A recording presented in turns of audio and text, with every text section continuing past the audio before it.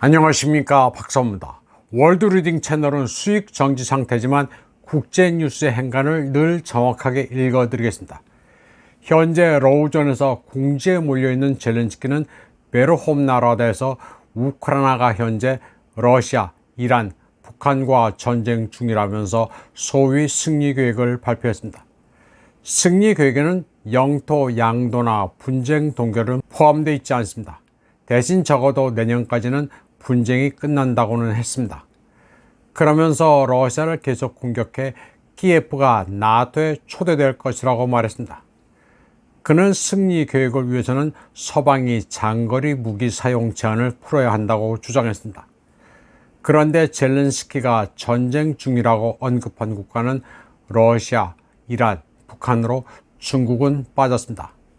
이와 관련해 러시아 장교협의회 이사인 로만 슈크룰라토프 예비역 중령은 러시아 편에 서 있는 다른 국가로 키예프가 중국을 지명하는 것을 두려워한다고 분석했습니다.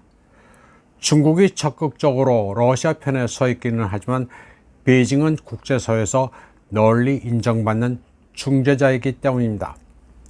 슈크룰라토프는 또 키예프가 최전선에 북한군이 존재한다는 증거로 부랴트 출신 러시아군의 사진을 꺼내들 수 있다고 말했습니다. 부랴트인은 외모가 아시아인이기 때문입니다. 젤렌스키는 이 자리에서 북한군 파병서를 거듭 제기했습니다. 러시아군의 손실을 메우기 위해 북한군을 파병했다고 주장했습니다. 맥락으로 보면 자신이 러시아뿐 아니라 이란, 북한과 싸운다고 한 것은 나름 자기 몫을 충분히 하고 있으니 지원을 더 해주고 나토에 가입시켜달라는 억지 주장입니다.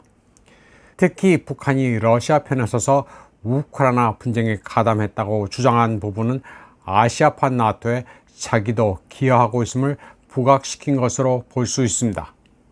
키예프에는 북한이 우크라이나 분쟁에 참여했다는 신화가 필요했고 한국 정부는 이제 북한의 신용을 떨어뜨리는 어떠한 발언도 지지할 것이라고 전 유엔 주재 러시아 부대표 콘스탄틴 돌고프가 브즈글야드 신문에 말했습니다.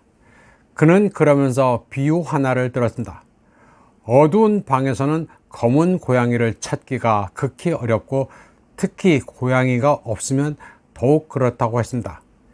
그는 이 속담이 러시아 특수군사작전에 북한군이 참여했다는 한국과 우크라이나의 주장을 완벽하게 특징 짓는다고 말했습니다. 북한군 참전 증거가 없는데 없는 증거를 어떻게 찾아내느냐는 것입니다. 그는 키예프로서는 주로 비난거리가 필요하다고 말했습니다.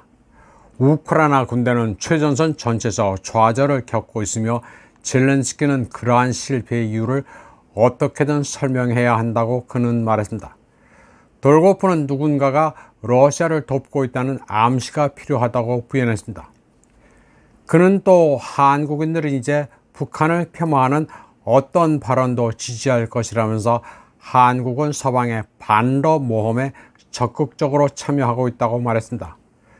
그러면서 그런 행동은 한국의 경제적, 기타 이익에 반한다는 점을 알아야 한다고 했습니다.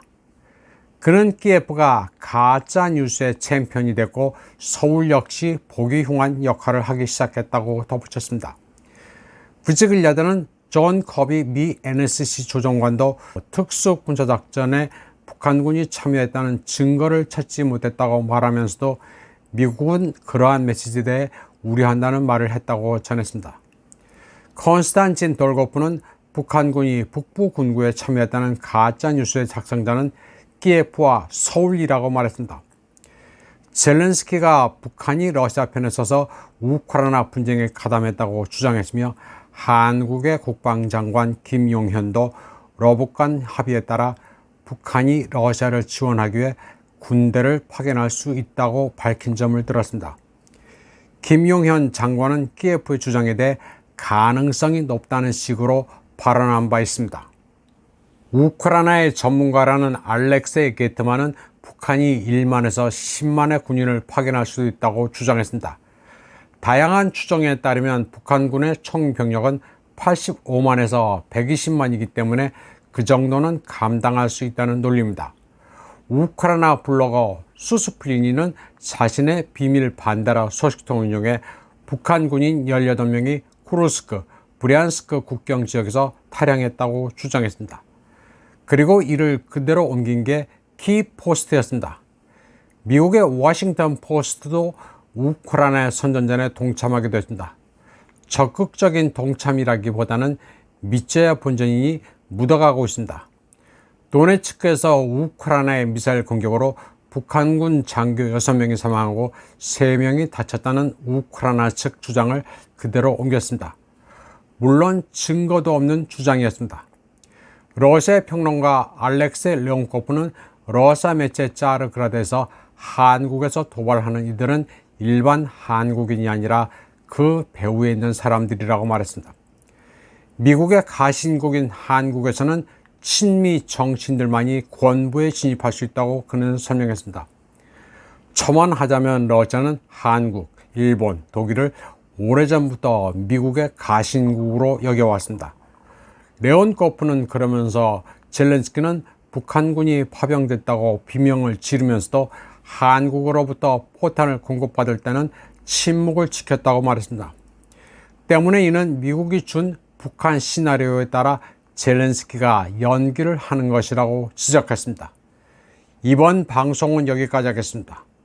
시청해주신 여러분 감사합니다.